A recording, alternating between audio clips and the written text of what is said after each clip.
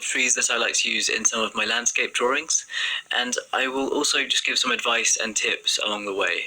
In terms of the materials, I like to use HB and 2B pencils for the outlines, and then later on for the shading I was using 4B and 6B pencils.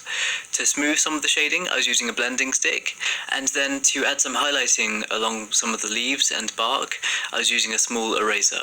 But please don't worry at all about any of the equipment you have. As long as you have any pencil and any paper in front of you, you'll be able to work on this drawing and create something similar. As you can see, for this small oak tree, I started by roughly sketching the trunk and some of the main branches.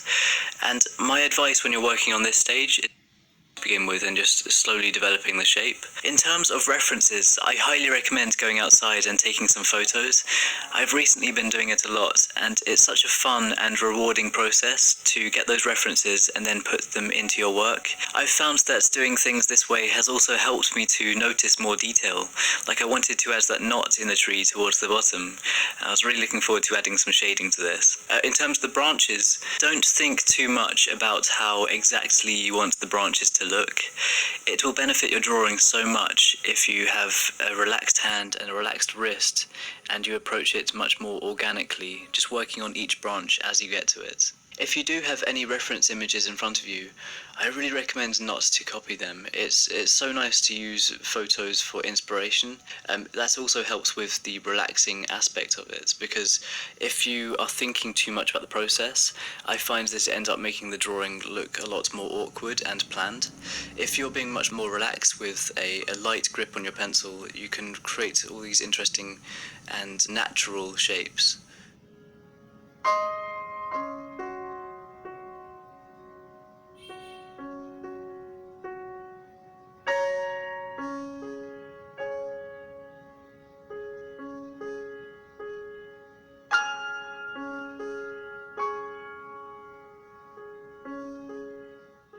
When it came to working on the shading of this tree, I was imagining that the sun was shining from the left, and so I would need to place the shadows on the right side.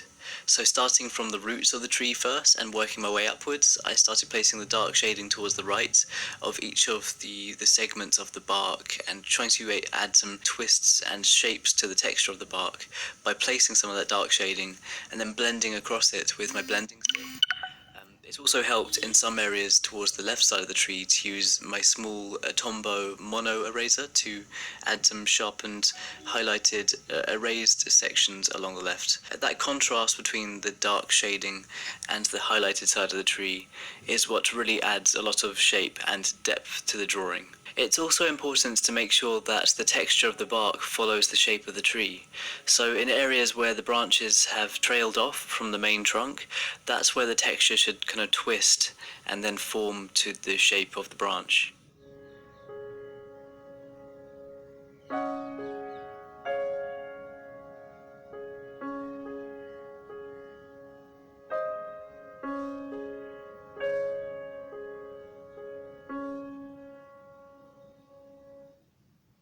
When it's time to work